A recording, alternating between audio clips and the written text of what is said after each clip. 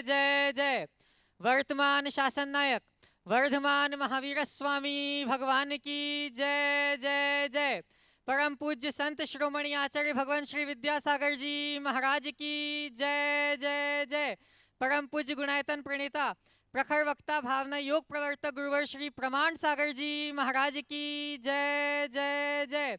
समस्त मुनि संघ की जय जय जय। शंका समाधान के आज के इस सत्र में आप सभी का हार्दिक अभिनंदन।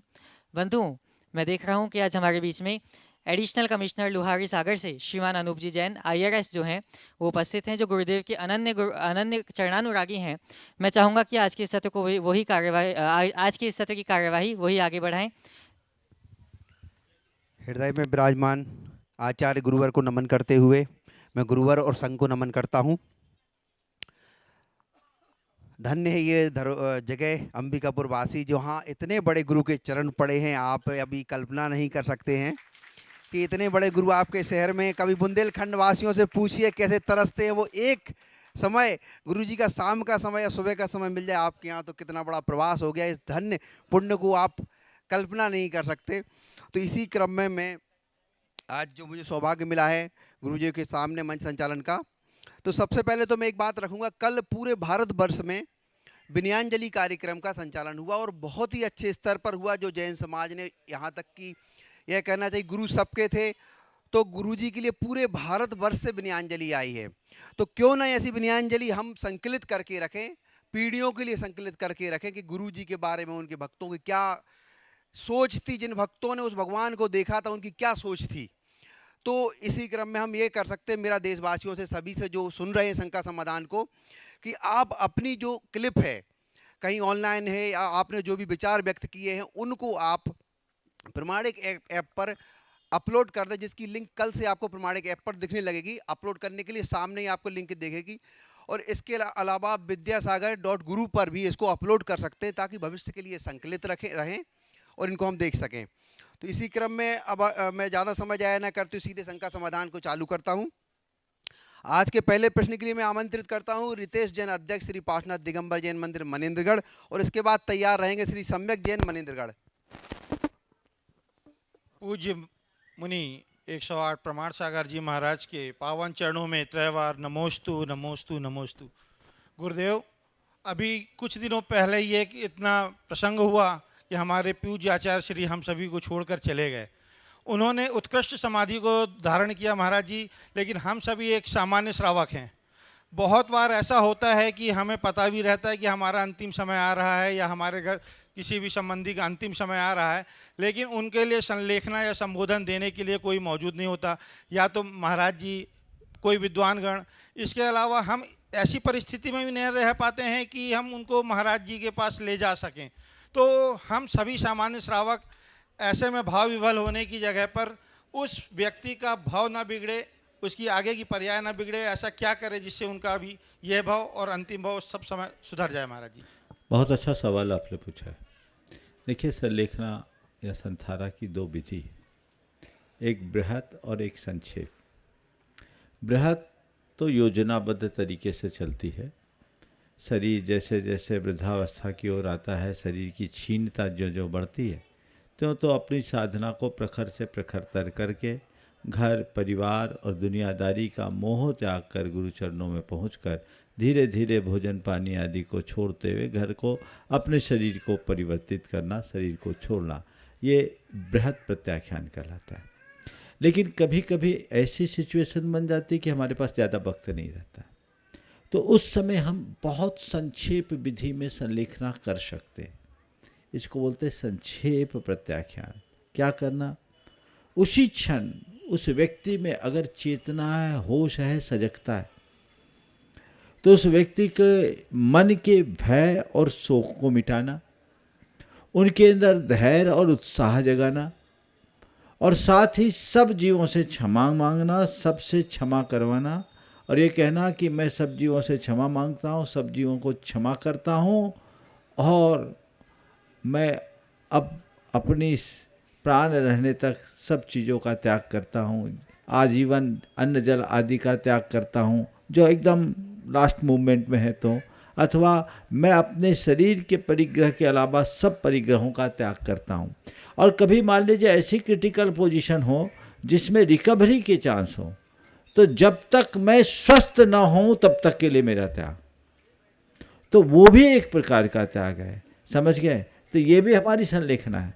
तो संलेखना के इस प्रारूप के लिए किसी विद्वान की जरूरत नहीं है, केवल विवेकी होने की जरूरत है। मोही व्यक्ति रोते हैं और विवेकी व्यक्ति सामने वाले का भाव सुधारता है, उसको थोड़ा सा संबोधन दे दो। और आज तो टेक्नोलॉजी का समय है। अभी एक घटना घटी, एक की माँ वृद्ध थी और तबीयत थोड़ी ज़्यादा डल सी होने लगी, तो उन्होंने मेरे पास समाचार दिया, क्या करें महाराज जी? हम बोले डॉक्टर क्या बोल रहा है? डॉक्टर कह रहा है रिकवरी के चांसेस कम है। हमने बोला देखो अब उनका उद्धार करने की बात करो। बोले क्या करो? बोले सबसे पहले उनको सब जीवों से क्षमा मंगवाओ, सबको क्षमा कराओ, और परिग्रह जितना शरीर पर है उसके अलावा सब परिग्रह का त्याग करा दो। उनसे जब त्याग करने की बात की, सबसे उनने क्षमा मांगा, वीडियो कॉल करा के सबसे क्षमा मांग लिया हर्षित होकर। त्याग करने के लिए जब कहा गया कि शरीर पर जितना परिग्रह है उसके अलावा सब परिग्रह का त्याग, तो उनने क्या किया, अपने सारे आभूषण भी उतार के दे दिए। बोले ये मेरा दान है। उस महिला ने त्याग कर दिया, ये नहीं कि इसको मैं बचा के रखूं, सब दान है। और आप सुन करके आश्चर्य करोगे, 2 घंटे बाद उनके प्राण निकल गए। तो ये त्याग के साथ गया है, ये सदगति का द्योतक है। तो इस संक्षेप विधि से भी किया जा सकता है। मृत्यु से कभी घबराना नहीं चाहिए, अपितु उसके स्वागत में अपनी तत्परता दिखानी चाहिए। नमस्ते महाराज। अगले प्रश्न के लिए रत्ना जैन जी, और तैयार रहेंगी बबीता जैन, अंबिकापुर। एक नाम पहले बोला था ना, सम्यक। हाँ, सम्यक जैन मनेंद्रगढ़, उसके बाद रत्ना जैन। महाराज श्री आपके चरणों में बारंबार नमोस्तु नमोस्तु नमोस्तु। महाराज श्री मेरे और मेरे जैसे कई युवाओं की एक बहुत बड़ी कन्फ्यूजन या शंका है कि हम सब कुछ जानते हुए भी बार बार एक ही गलती को दोहराते हैं और दृढ़ निश्चय नहीं कर पाते, और जैसे कि अपनी दिनचर्या नहीं सुधार पाते। और एक इसके साथ एक प्रश्न और है कि मैं जैसे ग्रेजुएशन कर रहा हूँ, तो इस समय बहुत सारे मन में शंकाएं आ रही हैं कि किस करियर को चुनना चाहिए। करियर सिलेक्शन में बहुत वो आ रहा है कि कैसे हम जॉब करें, बिजनेस करें, या फिर कुछ अपने अन्य पैशन है उसको फॉलो करें। तो कृपया मार्गदर्शन करिए। नमस्ते। तुम्हारा 2 सवाल है। अनिर्णय की स्थिति हम कैसे दूर करें, और दूसरा किसी भी ध्येय के प्रति दृढ़ता कैसे लाएं, ये कहना चाहते हूँ। देखिए, सबसे पहले अनिश्चय अनिर्णय जो होती है, दुविधा बहुतों की है, क्या डिसीजन लें, किधर क्या रास्ता चुने, ये बड़ी दुविधा होती है। इसके लिए 2 रास्ते। पहले तो खुद की रुचि और अपने लक्ष्य को देखते हुए जो लक्ष्य की पूर्ति में सहायक है वो रास्ता चुने।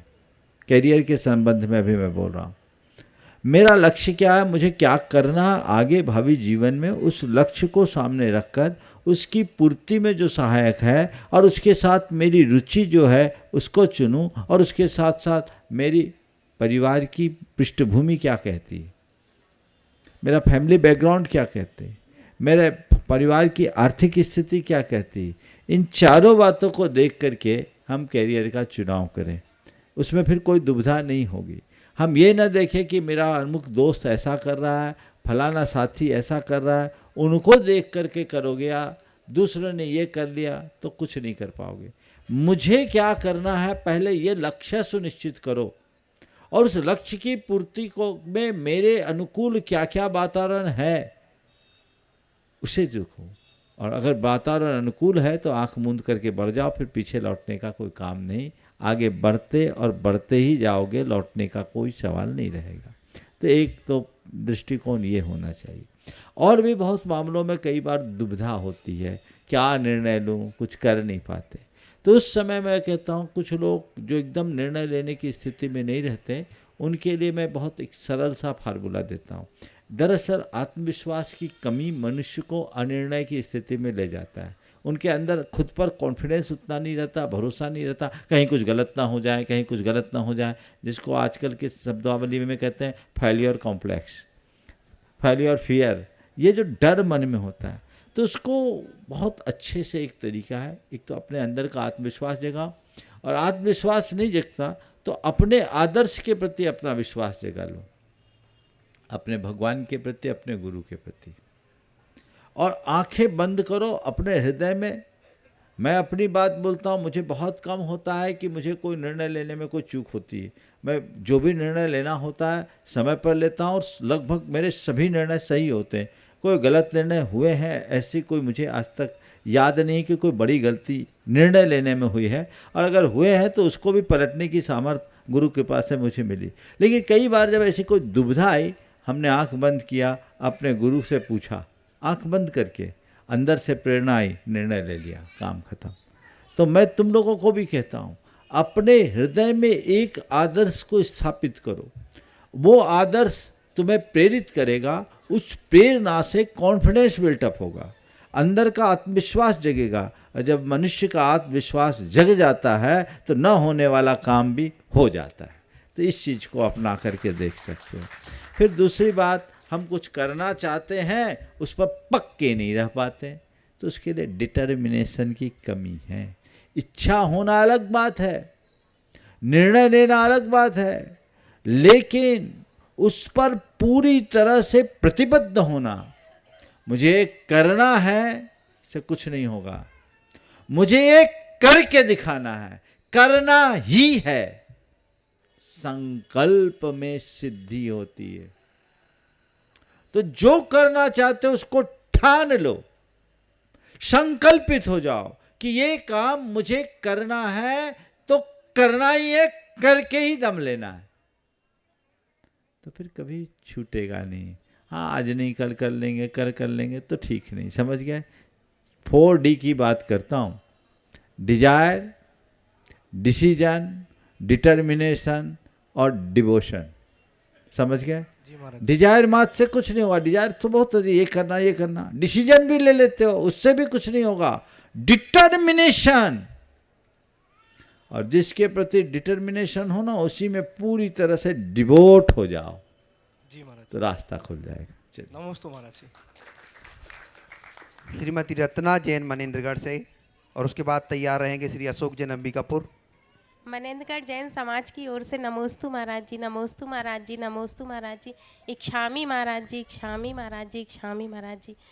महाराज जी, जैसे बोला जाता है कि नमोकार मंत्र ब्रह्म मुहूर्त में लिखना चाहिए, यदि हम उस समय नहीं लिख पाते हैं, दोपहर में या शाम के वक्त लिखते हैं और 108 बार से कम लिखते हैं, तो क्या उसमें पुण्य लगता है? जितना लिखोगे उतना लगेगा। ब्रह्म मुहूर्त में लिखने के पीछे एक वजह है। सुबह के समय में हमारे शरीर में एक मेलानिन नाम का विशेष रसायन ज़्यादा सक्रिय रहता है, तो उसका हम पर कुछ ज़्यादा प्रभाव पड़ता है। लेकिन अगर किसी को उस समय अनुकूलता नहीं है, तो जब अनुकूल तब कर सकते हैं। नमोस्तु महाराज जी। आगे श्री अशोक जैन अंबिकापुर। गुरुवर के चरणों में नमोस्तु नमोस्तु। बोलिए। अपने जीवन के उद्देश्य को पहचानने में मुझे 3 प्रश्न आते हैं। हमें धर्म की राह मिलती है, गुरुओं से उपदेश मिलता है, वो कहता है आत्मकल्याण की बात होती है, और दूसरा ये मनुष्य जीवन मिला है तो आप उसे प्रभु भक्ति में लगाकर मोक्ष की बात आती है तो वैराग्य का मार्ग मिलता है। वहीं तीसरी ओर जीव दया, परोपकार, परमास, माता पिता की सेवा की बात आती है। तो कोई व्यक्ति जीवन के अंतिम समय तक गरीब जीवों की सेवा करके अपने प्राण त्यागता है, तो उससे व्यक्ति का जीवन उत्कृष्ट नहीं होता। क्या ऐसे व्यक्ति को वैराग्य की राह पर चले जाना चाहिए, सब चीज़ें छोड़ के? देखिए, सेवा और साधना 2 अलग अलग चीज़ें हैं। सेवा की प्रशंसा होती है और साधक की पूजा, ये भारत की संस्कृति। जितने भी सेवा करने वाले लोग हैं, सेवा के कर्म को एक उत्तम कर्म कहा है। इसे एक प्रकार की पूजा के रूप में भी निरूपित किया गया है। सेवा प्रशंसनीय है, लेकिन देश में पूजा किसे गया? सेवक को कि साधकों को? बोलो। साधकों को। बोलो। साधकों को। तब सेवा बढ़ी कि साधना बढ़ी? साधना बढ़ी। तो अच्छा है कि तुम साधना के मार्ग में लगो, लक्ष्य अपना वो रखो। पर तू आपको जो सुनो मेरी बात, पर साधना में नहीं लग पा रहे हो तो भोगों में लगने की अपेक्षा सेवा का रास्ता अपनाओ। नमस्ते। सेवा में रखो, पर सेवा करो और आत्म सेवा करो। पर सेवा व्यवहार की सेवा है, आत्म सेवा साधना है। तो आत्मा की सेवा में नहीं लग पाओ तो कोई बात नहीं, पर की सेवा करो, पर को सताने का काम जीवन में कभी मत करो। तो ये रास्ता है। इसलिए कोई जीवन पर्यंत सेवा के कर्म में लगा है तो उसका जीवन प्रशंसनीय है, लेकिन हमें यहीं अटकना नहीं है, सेवा से ऊपर उठना है। सेवा करने वाला सज्जन कहलाता है और साधना करने वाला संत कहलाता है। सज्जन से ऊंचा संत का जीवन होता है, ये जीवन में ध्यान रखना। बोलो गुरुवर प्रमाण सागर महाराज की। अगले प्रश्न श्रीमती लता जैन मनेन्द्रगढ़ से, और उसके बाद तैयार रहेंगे श्रीमती प्रभा जैन मनेन्द्रगढ़। नमोस्तु महाराज श्री, नमोस्तु नमोस्तु इच्छामि महाराज जी, इच्छामि महाराज जी। मानुषतम के देखने से जैसे मान खंडित होता है, और किसी चीज़ से भी देखने से हो सकता है कि जैसे मंदिर या आचार श्री या कोई भी भगवान के बिंब को देखने से होता है। मानसम से तो होता ही है, अन्यत्र भी हो सकता है। जिनके चरण शरण में आने से मानत भ्रांत परस्पर बैरी जीव भी अपने सारे बैर भाव को त्याग कर एक मेक हो जाते हैं। तो एक बहुत अच्छी कारिका आती है, जयति भगवान, क्या है, जयति भगवान पादो यस प्रपद्यसु मानोद भ्रांता, मैं थोड़ा भूल रहा हूँ। ऐसा आता है कि भगवान के दर्शन करने मात्र से जिनका मान से उद्भ्रांत चित्त निर्मल हो जाए, उनकी सदा जय हो। चलिए नमोस्तु महाराज श्री, नमोस्तु। अगला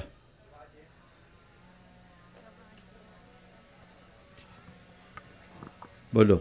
नमोस्तु महाराज जी, नमोस्तु नमोस्तु महाराज जी। इस पंचम काल में अगर किसी जीव का सुमरण होता है तो क्या उससे विदेह क्षेत्र में जन्म मिल सकता है? अगर वो सम्यक दर्शन के साथ मरा है तो सदगति का पात्र होगा, यानी स्वर्गवासी होगा। और विदेह क्षेत्र में जन्म भले न ले, सम्यक दर्शन के साथ जन्म मरने वाला भावी जीवन में विदेह जरूर बन जाता है। क्या बोल रहा हूँ? विदेह में जन्म लेना बड़ी बात नहीं है, विदेह बनना बड़ी बात है। हम विदेह में जन्म लेने की भावना मत रखो। जितने विदेह वाले सब मोक्षगामी नहीं है। हम आप अनंतों बार विदेह में जन्म ले चुके हैं। हमें विदेह में जन्म लेने की सोचने की जगह विदेह बनने की सोचना चाहिए।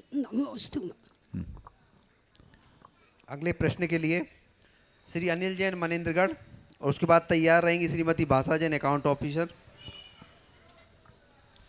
परम पूज्य मुनि श्री प्रमाण सागर महाराज जी श्री चरणों में बारंबार प्रणाम, समस्त मुनि संघ को प्रणाम। गुरुदेव, मेरी एक छोटी सी जिज्ञासा है। मैं जो स्वाध्याय करता हूँ, स्वाध्याय करते करते मैंने क्रमबद्ध पर्याय पत्रिका में पढ़ा कि क्रमबद्ध पर्याय में तीनों लोकों में भूत भविष्य वर्तमान में क्रम अपनी पर्याय निश्चित हैं।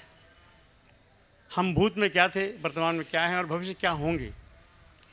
मेरा ये जिज्ञासा महाराज जी कि अगर हमारी पर्याय तीनों लोकों में या तीनों पर्याय में निश्चित हैं तो हमारे पुरुषार्थ का उचित क्या होगा? पहला तो मुझे आपसे ये कहना है कि जैन आगम में क्रमबद्ध पर्याय नाम का शब्द ही नहीं है। ये शब्द जैन आगम का है ही नहीं। किसी भी आचार्य ने क्रमबद्ध पर्याय नहीं लिखा। क्रमबद्ध महाराज, क्रमबद्ध बोल तो रहा हूँ, क्रमबद्ध पर्याय नहीं है, क्रम नियमित पर्याय है। इसका मतलब पर्याय एक के बाद एक आती, सब नहीं आती।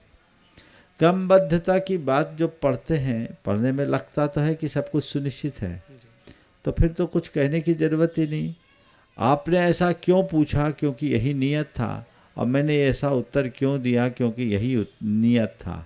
आपका पूछना भी नियत, मेरा उत्तर देना भी नियत, मुझे संतुष्ट करने का प्रयत्न करना भी नियत, और सामने वाले का संतुष्ट न होना भी नियत। तो जो हो रहा है सो हो रहा है। एक ही प्रश्न और एक ही उत्तर, ऐसा क्यों हुआ? क्योंकि ऐसा ही होना था। ऐसे विचारों को जैन आगम में कहीं स्थान नहीं दिया। जैन आगम कहता है कारण क्रमानुक्रम विधायित्वात् कार्य क्रमानुक्रमस्य, कार्य का क्रमानुक्रम कारण के क्रमानुक्रम पर निर्भर करता है। जैसी कारण सामग्री आएगी वैसा कार्य होगा। यही भगवान का उपदेश है। भगवान ने ये कहा क्या कि तू काहे को फिक्र करता है, जो होना है सब मेरे ज्ञान में पहले से झलक चुका है, तो आराम से जी, जो होना होगा वही होगा, ऐसा बोला क्या? भगवान ने ऐसा उपदेश दिया क्या? भगवान ने ऐसा उपदेश कहीं नहीं दिया। भगवान ने तो ये कहा परिवज्जतु सामान्यम यदि इच्छति दुख परिमुखम, अपने दुखों से मुक्त होना चाहते हो तो सामान्य को अंगीकार कर, अपना कल्याण करना चाहते हो तो धर्म को स्वीकार कर, यही बोला ना। तो हमें ये नहीं मालूम भगवान के ज्ञान में क्या है, हमें ये मालूम होना चाहिए कि भगवान के उपदेश में क्या है। नमस्ते। अगला प्रश्न Shrimati Bhasha Jain, account officer, BSNL Bhopal. ओ नमोस्तु महाराज श्री। आचार्य मुनि संघ के चरणों में शत शत वंदन। महाराज जी, मेरा प्रश्न ये है कि जैन धर्म की दो मूलभूत विचारधाराएं हैं, श्वेतांबर और दिगंबर। अगर किसी दिगंबर श्रावक की पुत्री का विवाह श्वेतांबर धर्म में होता है तो अभी तक तो उसने 25 साल तक दिगंबर परंपरा के अनुसार पूजन पद्धति अपनाई। अब वो श्वेतांबर धर्म में शादी करने के बाद वहाँ की भी उसको चीज़ें अनुपालन करनी होती हैं। तो ऐसे में जब वो अपने ससुराल पक्ष में होती है तो वहाँ पूजन पद्धति अलग है, और जब वो अपनी माँ के घर जाती है तो वहाँ पूजन पद्धति अलग है। तो और बाकी चीज़ों में भी अंतर है, मुनिचर्या सब में।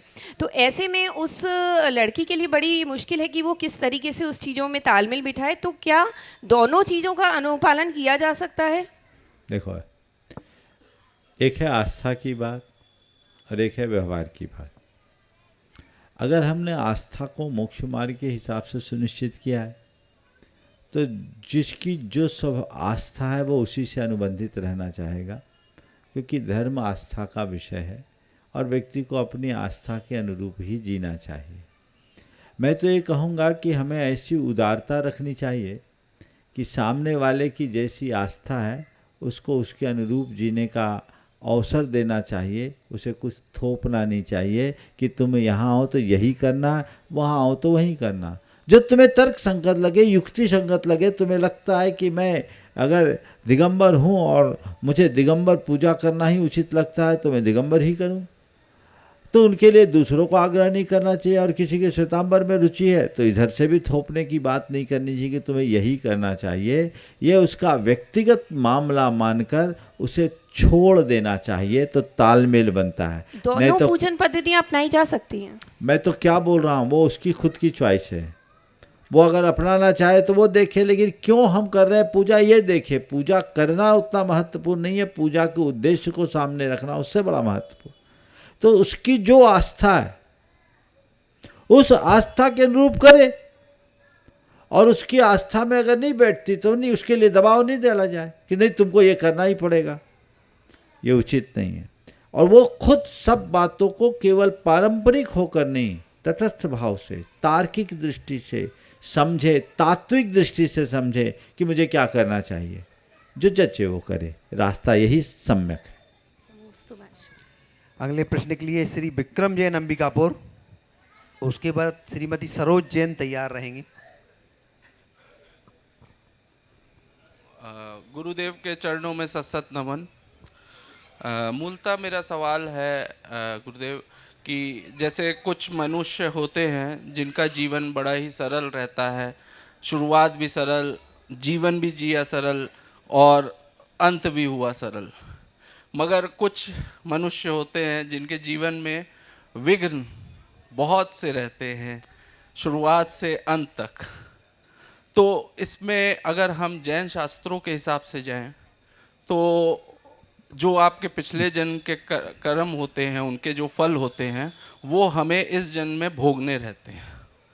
तो उसको भोगते भोगते अगर मैं ये जानना चाहता हूँ कि अगर उसको हम भोगते हैं और कुछ ऐसे उत्कृष्ट हम अपने कर्म कर लें इस जन्म में जिससे कि हमारा आने वाला समय भी अच्छा हो जाए, अगला जन्म, और इस जन्म में भी हम कुछ भरपाई करके कुछ बचा लें जो कि हमारे जीवन को आनंदमय बना दे। बहुत अच्छा सवाल किया। देखो, पहले तो मैं खड़े रहो 2 मिनट, तुम्हारे सवाल को और स्पष्ट करना चाहूँगा। संभवतः तुम ये खड़े हो, ये पूछना चाहते हो कि किसी का जीवन बड़ा व्यवस्थित चलता है और किसी के जीवन में बड़ा उतार चढ़ाव आता है। पूछने का भाव जो मैं समझ रहा हूँ, शायद यही तुम पूछना चाहते होगे जी गुरु, कि जिनके जीवन में व्यवस्थित चल रहा है उनका तो सब ठीक चल रहा है, आगे भी ठीक होगा, ऐसा तुम्हारा कहना है। और जिनके जीवन में उतार चढ़ाव है, वो पुराना भोग रहे, आगे का क्या होगा, है ना। अब मैं इसमें एक दृष्टि दे रहा हूँ, इसे थोड़ा गहराई से समझना। जिनके जीवन में सब कुछ व्यवस्थित चल रहा है, इसका अर्थ ये नहीं समझना कि आगे भी व्यवस्थित ही होगा। आज व्यवस्थित है, लेकिन ये अपने कर्मों को केवल पुराने पुण्य को भोग रहे हैं, नया कुछ उपार्जन तो नहीं कर रहे ना।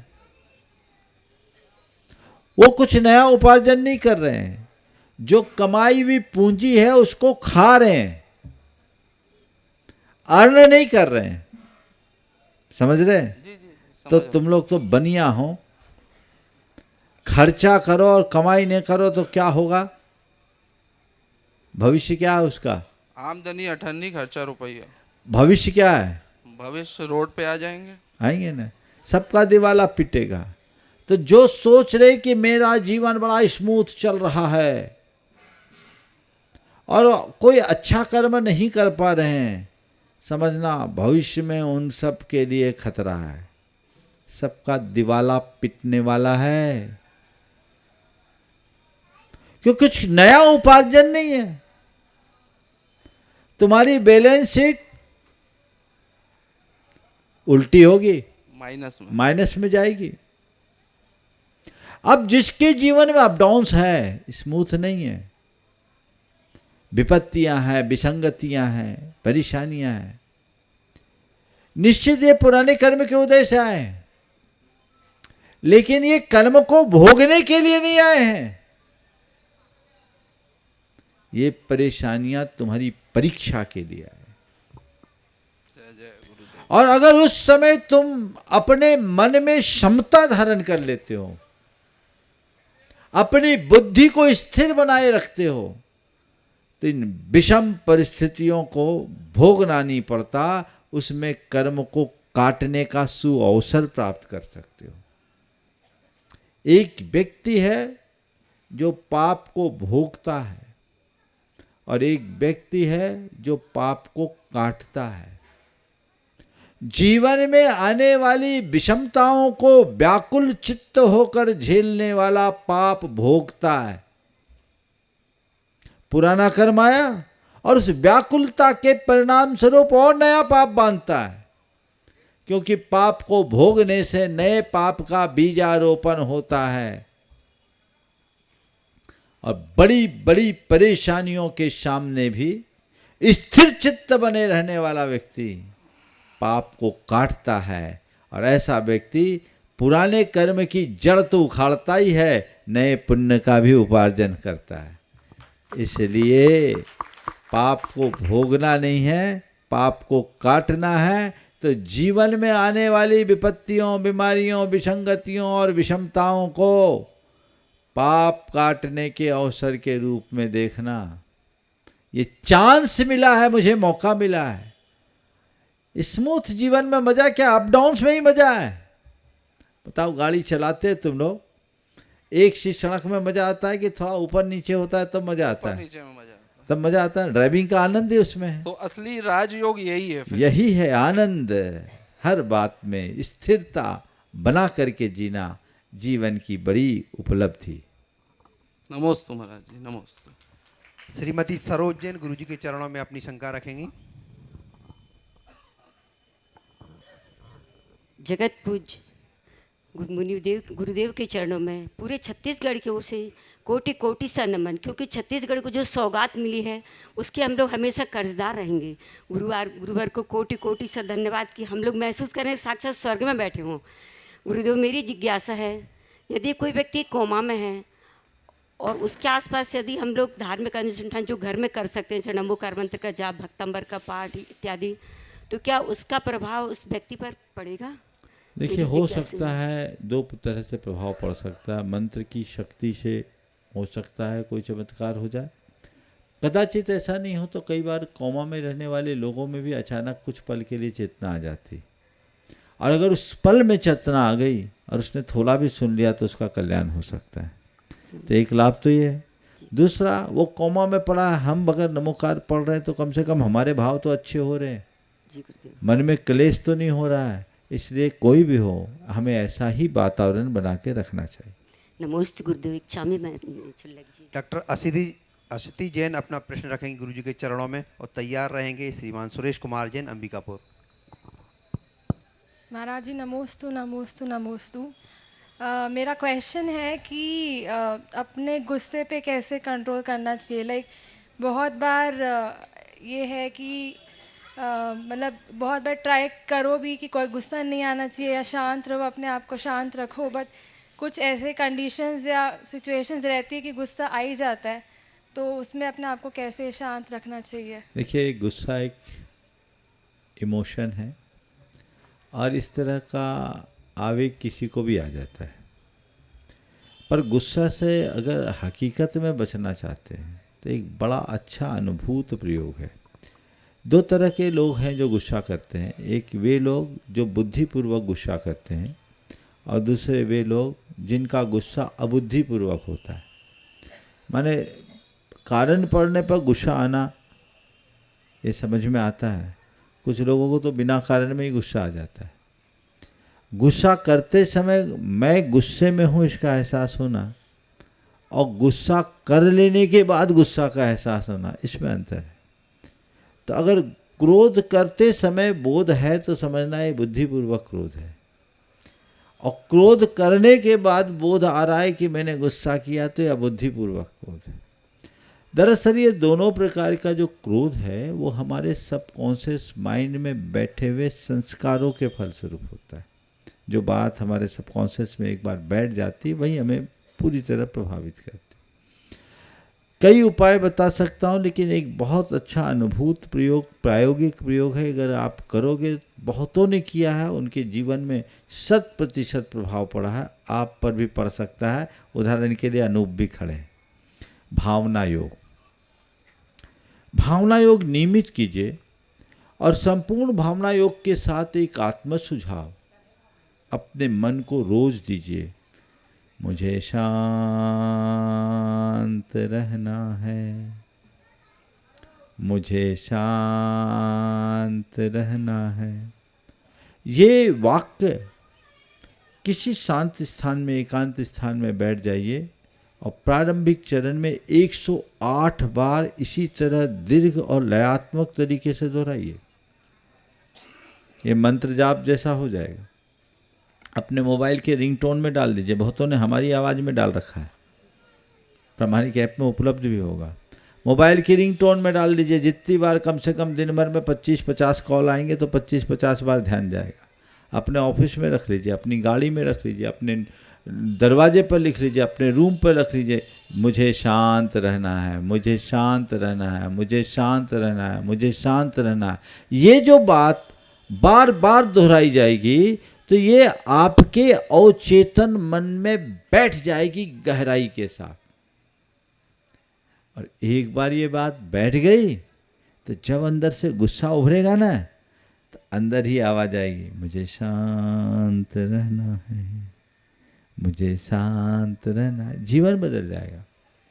मैं आपको बताऊं, जब मैं भोपाल में था तो मैं मंदिर से निकल रहा था, एक की बाइक की डिक्की में लिखा हुआ था मुझे शांत रहना है।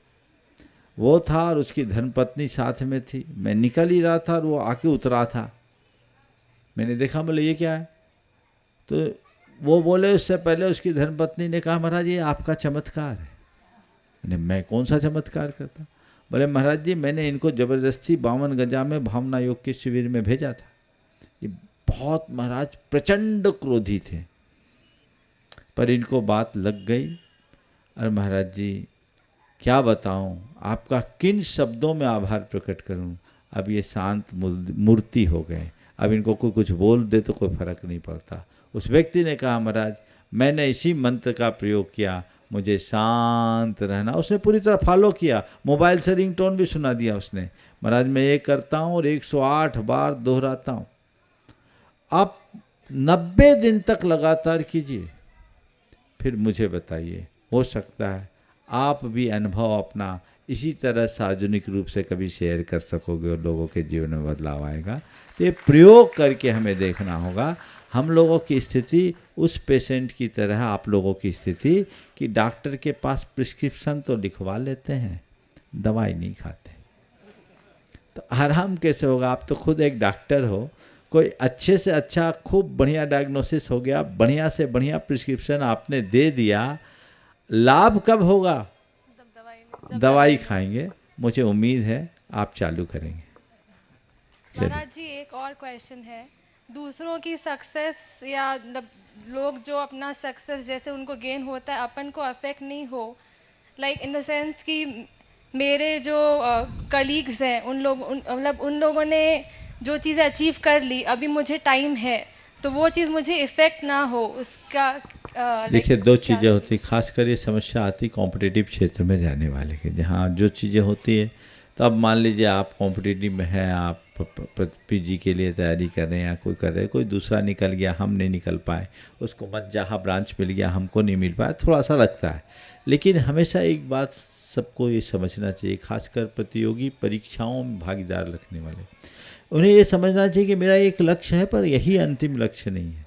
ये तो तय है कि जिस क्षेत्र में मैं जा रहा हूँ वहाँ लिमिटेड सीट है और लिमिटेड सीट में लिमिटेड लोगों को ही अवसर मिलेगा। किसी को अवसर मिल गया और वो सफल हो गया, मैं अपने आप को विफल न मानूं। विफलता तब है जब मनुष्य की गति ही रुक जाए। हमें रास्ता बदलने का अवसर है ना, हम अपने लक्ष्य को देखें, उस लक्ष्य की ओर बढ़े और जब उसकी अंतिम संभावना समाप्त हो जाए तो हम उस लक्ष्य की दिशा को मोड़े और आगे बढ़ जाए, जीवन सफल होगा। Thank you. देखिए गुरुजी ने अभी बताया भावना योग बड़े चमत्कार हो, आप बड़े भाग्यशाली हैं। कर गुरुजी ने हमको समय दिया, हम सबको समय दिया। सुबह 6 बजे से यहाँ पर भावना योग होगा और वो भावना योग कोई शिविर नहीं होगा, स्वयं भावना योग के प्रणेता आपके समक्ष बैठकर भावना योग कराएंगे। मत वंचित होइए, सभी को लेके आइए। और अंबिकापुर समाज में अजैनों में भी जो लोग हैं, आप संदेश व्हाट्सएप के माध्यम से करिए। ऐसे क्षण आपको नहीं मिलेंगे जो गुरुजी खुद भावना योग सिखाएंगे। तो कल सुबह 6 बजे सब लोग उपस्थित रहें और संभव हो तो धवल वस्त्र में रहें। अगला प्रश्न के लिए तैयार रहेंगे सुरेश कुमार जैन अंबिकापुर। सुरेश कुमार जी अंबिकापुर।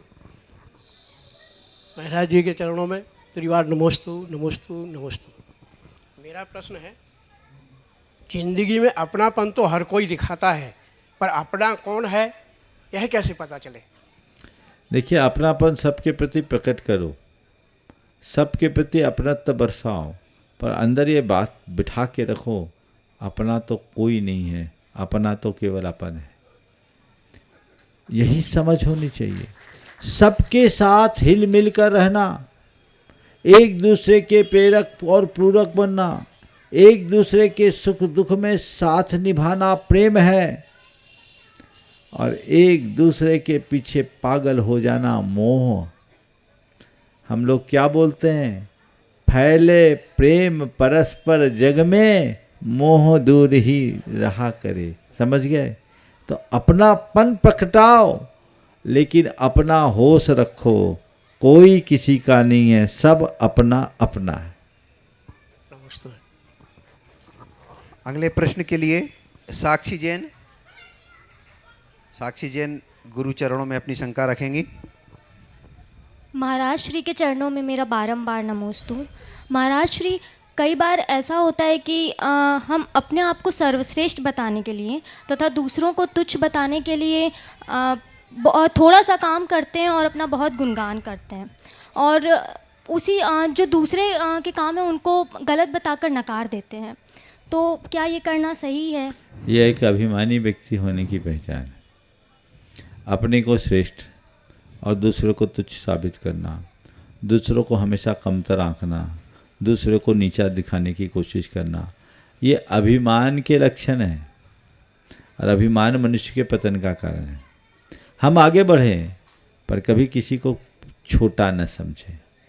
हम जिसे आज तुच्छ समझते हैं कल वो उच्च भी बन सकता है, हमें इस बात का ख्याल रखना चाहिए। जो इस बात का एहसास रखते हैं उनके जीवन में इस तरह की घटनाएं कभी नहीं आती, इसलिए इसका हमें ध्यान रखना चाहिए। नमोस्तु महाराज। अगले प्रश्न के लिए नव्या जैन अंबिकापुर।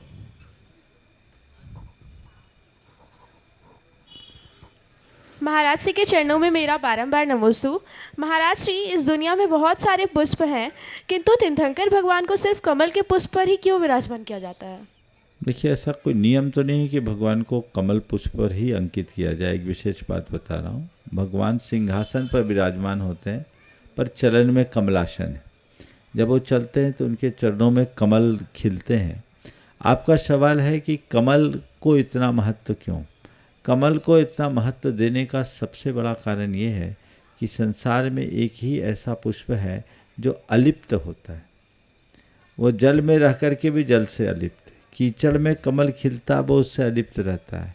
तो सबसे अलिप्त होने के प्रतीक स्वरूप भगवान के नीचे कमल रखा जाता है, क्योंकि भगवान संसार में रह कर के भी कमल की तरह संसार से अलिप्त हैं, वो बीतरागी हैं, ऐसा समझना। नमोस्तु महाराज। अगले प्रश्न के लिए अंबिकापुर से मनीषा जैन गुरु चरणों में अपनी शंका रखेंगी। मनीषा जैन।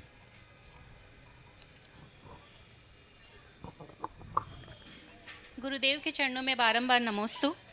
महाराज श्री, मेरा प्रश्न यह है कि कोई भी व्यक्ति विशेष हमारी आलोचना करता है, ऐसा हम जानते हुए भी उसको कुछ नहीं कर पाते हैं और मन में उसके प्रति कुंठा रहती है, इससे कैसे निदान करें और किस प्रकार उस आलोचना को अपना जवाब मिलेगा? आचार्य महाराज का एक हाइकू है, आलोचन से लोचन खुलते सो स्वागत है। अगर कोई आलोचना करता है तो हमें ये देखना चाहिए कि उसकी आलोचना सही है या गलत है। अगर वो आलोचना सही है तो हमें अपने आप को सुधारने का प्रयास करना चाहिए, और उसकी आलोचना गलत है तो हमें उसे नज़रअंदाज कर देना चाहिए। जो हम में गलती नहीं है, बोल रहा है, बोलने दो। आपका नाम क्या है? मनीषा जैन। और कोई मनीष बोले तो सुनोगे क्या? क्यों? क्योंकि नाम नहीं है मेरा वो। जो मैं नहीं हूँ मैं क्यों सोचूं? तो जो बुराई मुझ में है नहीं और कोई मुझ पर आरोप लगाए, मेरी आलोचना में उसे कहे, तो मुझे उससे क्यों प्रभावित होना? मैं जब वो ऐसा हूँ ही नहीं तो मुझे क्यों सुनना? और यदि वो बोल रहा है, वो है, तो मेरे भले के लिए बोल रहा है, मुझे सुधार लेना है, इतनी तो समझ रखना है। समझ गए? तो गुरुदेव का ये हाइकू बहुत प्रेरणादायी है। आलोचन से लोचन खुलते सो स्वागत है। स्वागत करो, ठीक है, उसका बुरा मत मानो, उसको अपना हितैषी मानो। हम लोगों ने बचपन में पढ़ा है, निंदक नीरे राखिए, आंगन कुटी छवाए, बिन साबुन पानी बिना, निर्मल करे सुहाए। तो हमारा भला कर रहा है ना, उन्हें धन्यवाद दो। नमस्ते महाराज। अगली शंका के लिए मैं आमंत्रित करूंगा एक ऐसे श्रावक श्रेष्ठी जो हजारीबाग से आए हुए हैं और बड़े पुण्यशाली हम लोग, मुझे बड़ा अच्छा लगा उनसे मिलके। श्री अनिल जी संगीता जी सेठी जो हमारे गुरुवर के गृहस्थ जीवन के बड़े भाई हैं। श्री अनिल जैन संगीता जी सेठी हजारीबाग अपनी शंका गुरु जी के चरणों में रखें। आप पीछे हैं, आप माइक पहुंचाएं उनके पास तक। और अगले उसके बाद के प्रश्न के लिए श्री बिंदु जी पायल जी सेठी तैयार रहें।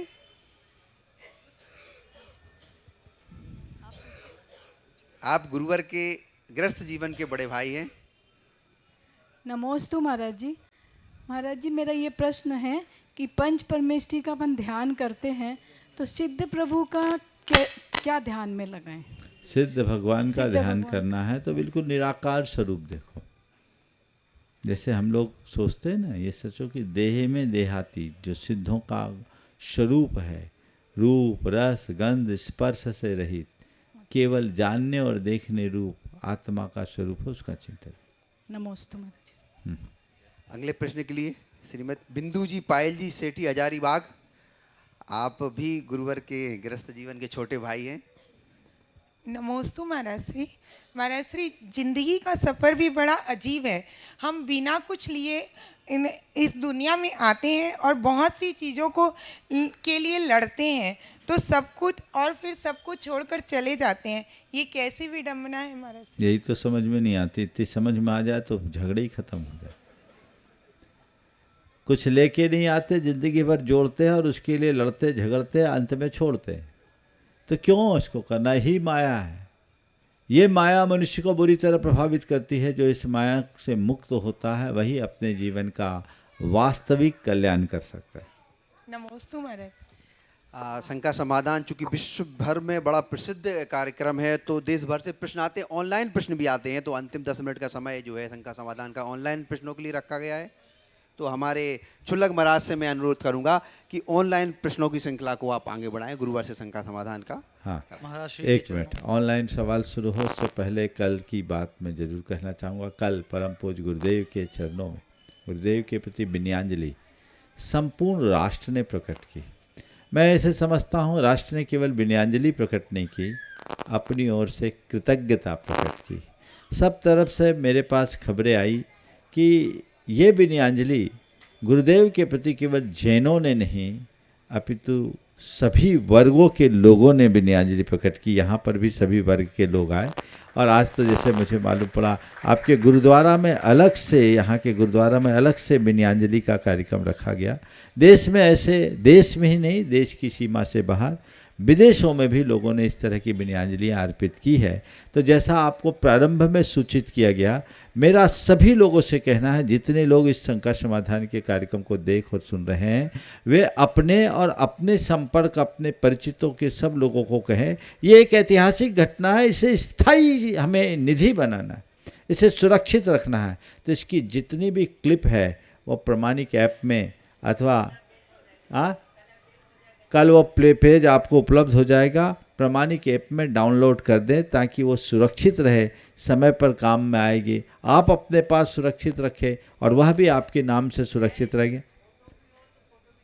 जो भी फोटोग्राफ्स हैं और उसकी क्लिप्स हैं, जो जितनी सामग्री है आप प्रमाणिक ऐप में डाउनलोड कर दें अथवा विद्यासागर.guru में कर दें। ये दोनों एक बहुत बड़ी उपलब्धि होगी, क्योंकि किसी संत के प्रति इस प्रकार की विनयाञ्जलि मेरी समझ में इससे पहले शायद कभी नहीं हुई होगी। तो ये अपने आप में एक अद्भुत घटना है और ये गुरुदेव के विराट व्यक्तित्व का एक उदाहरण है। इसलिए हमें इस पर ध्यान देना चाहिए। सभी लोग ये जितने भी हैं इनको अपलोड करके ज़रूर प्रेषित करें और विशिष्ट जनों के जो भी वीडियोज़ हैं उन्हें भी अलग से रखें ताकि उन्हें संरक्षित रखते हुए आगे कुछ काम में लिया जा सके। आगे महाराज श्री ऑनलाइन। महाराज श्री के चरणों में कोट से नमन। नवीन निराला जी दमोह से प्रश्न कर रहे हैं, आचार्य श्री ने स्वावलंबन का जो उपदेश दिया उसको हम जीवन में कैसे चरितार्थ करें? देखिए, गुरुदेव तो हमेशा स्वावलंबन के प्रेरक रहे। आपने पूछा स्वावलंबन को हम अपने जीवन में कैसे चरितार्थ करें। अपनी दिनचर्या स्वावलंबी बनो, अपना काम अपने हाथ से करने की कोशिश करो, अपना नहाना धोना, अपने कपड़े धोना, अपने और सारे काम करना, किसी पर डिपेंड न रहो। जहाँ तक बने सब कुछ अपने हाथों से करने की कोशिश करें। और दूसरी बात, पर निर्भरता से बचें, परामुखापेक्षिता से बचें। ये वो कर लेगा, ये वो कर लेगा, ये वो कर लेगा। जब तक ये बातें बनी रहेगी आप स्वावलंबी नहीं बनेंगे। उद्यमी बनकर स्वयं पर अपना भरोसा रखते हुए जो चलते हैं वे ही अपने जीवन में आगे बढ़ सकते हैं। डॉक्टर विशाल, डॉक्टर अंकुर, डॉक्टर स्वाति संयुक्त रूप से प्रश्न कर रहे हैं, जब दिगंबर मुनि केसलोच करते हैं तो उस समय उस दिन आहार ग्रहण नहीं करते। हमारे आचार्य श्री के मुख से सुना है वह उस दिन आहार ग्रहण नहीं करते क्योंकि केसलोच के समय हाथ में रक्त लग जाता है। हे मुनिवर, रक्त में ऐसा क्या दोष है कि हाथ में लग जावे तो उपवास करना पड़ता है, जबकि मरीज को बचाने के लिए कई बार चिकित्सक के हाथ में रक्त रंजित हो जाते हैं, क्या उस चिकित्सक को दोष बनता है? देखिए, रक्त लग जाना ये केवल ये वजह नहीं। केसलोच जैन मुनि अपनी वैराग्य की पुष्टि शरीर से निष्प्रहता और अहिंसा के अनुपालन के उद्देश्य से करते हैं। शरीर का ममत्व छूटता है, वैराग्य की पुष्टि होती, बालों से बड़ा राग होता है, वैराग्य का प्रतीक बन जाता है वो। और अहिंसा, बाल बड़े हो जाए तो उसमें बहुत जीव हो सकते हैं, तो जीव जंतु उत्पन्न न हो, जुएं हैं, लीक है और चीज़ें हो जाए, तो उस सब के लिए बाल को हटा दो। तो हटा दो तो क्या करो, उस्तरा से कटवा दो। तो उस्तरा से कटवाओ तो उसके लिए नाई को बुलाओ, नाई को बुलाओ तो उसके सामने अपनी गर्दन झुकाओ। ये काम जैन मुनि का नहीं, कहाँ से पैसे लाएंगे? तो उसके लिए कहा अपने हाथ से उखाड़ो। इसलिए केश रोज किया जाता है स्वावलंबन को स्थिर बनाए रखने के लिए। अब केश रोज करते तो बाल के साथ साथ खाल भी उखड़ती है। उस खाल में कोई सूक्ष्म जीव की भी हिंसा ना हो जाए, इस भावना से प्रायश्चित स्वरूप केश रोज किया जाता है। तो ये रक्त लगना मात्र नहीं है, खाल से उसका संबंध होना है। और ये केशलोच को एक तप के रूप में रखा गया है। तो केशलोच करते समय ये तपस्या भी हो जाए, इसलिए केशलोच को रखा गया है। अतः उसको इससे देखना, चिकित्सकों का तो प्रोफेशन ही ऐसा है, यदि उनको हम कह दें तो सारा काम ही खत्म हो जाएगा। एक बात सदैव ध्यान रखना, सबका धर्म प्रोफेशन के हिसाब से चलता है। एक बार मुझसे कहा कि महाराज जी मेरी नर्सिंग होम है, रोज़ डिलीवरी होते रहती है, अब क्या करें? तो हमारा फिर तो शोर सूतक रोज ही लगा रहेगा, तो फिर बेचारा क्या करेगा?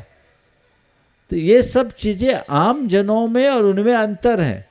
वो उनका प्रोफेशन है और प्रोफेशन में वो लोगों की सेवा कर रहे हैं, तो लोगों को अपने अपने प्रोफेशन के हिसाब से काम करने की सुविधा देनी चाहिए। मयूरी गिरीश जैन रायपुर से प्रश्न कर रही हैं, महाराज श्री कहते हैं कि ज़िंदगी में खुश रहना है तो तारीफ सुने और बेहतर होना है तो निंदा सुने, पर महाराज जी निंदा सुनकर हम जो अच्छा कर रहे हैं फिर वो भी करने का मन नहीं होता, तो बेहतरीन कैसे बनेंगे हम? देखिए, जो वाक्य बहुत अच्छा है, खुश रहना है तो तारीफ सुने और बेहतर बनना है तो निंदा सुने। मैं दूसरा इस वाक्य को संशोधित करता हूँ, अगर ज़िंदगी में खुश रहना चाहते हो तो तारीफ करें। क्या बोल रहा हूँ? जिंदगी में खुश रहना चाहते हैं तो तारीफ करें और खिन्न होना चाहते तो निंदा करें। अब आप बताइए, जब किसी की तारीफ करते तो आपके मन में खुशी होती कि नहीं होती? और जब किसी की निंदा करते हैं तो क्षोभ होता है, क्लेश होता है कि नहीं होता है? तो खिन्नता है। तो भैया खुश रहना है तो तारीफ करो। आप तारीफ सुनना चाहते हैं, मैं कहता हूँ तारीफ करना सीखिए। आप निंदा करना चाहते हो, मैं कहता हूँ निंदा सुनना सीखिए। निंदा सुनोगे तो अपनी खामियों को हटाकर अपनी खूबियों को निखारने का सौभाग्य प्राप्त कर पाओगे, अवसर प्राप्त कर पाओगे, जीवन में व्यापक बदलाव घटित कर पाओगे। इसलिए हमें अपनी खामियों को हटाकर खूबियों को बढ़ाने की कोशिश करना चाहिए। आपने पूछा जीवन को बेहतरीन बनाने के लिए क्या करें, तो जीवन को बेहतरीन बनाने का एक ही उपाय है, अगर कोई हमारी कमी बताए तो हम अपना अंतर विश्लेषण करें, अपने अंतस में झांकें, और यदि वो कमी दिखती है विनम्रता से उसकी बात को स्वीकारे और अपना सुधार कर ले। यदि ये सुधार होगा तो हमारा निश्चित उद्धार होगा। समय आप सबका हो गया, यहीं पर विराम। बोलिए परम पूज आचार्य। 1 मिनट बाकी है, एक सवाल और कर लो। वो अमित को दे दो, अमित आए, जल्दी से आ जाओ, जल्दी आ जाओ सब, आखिरी। हाँ अमित सपना एक साथ हो जाओ, जल्दी एक साथ आ जाओ।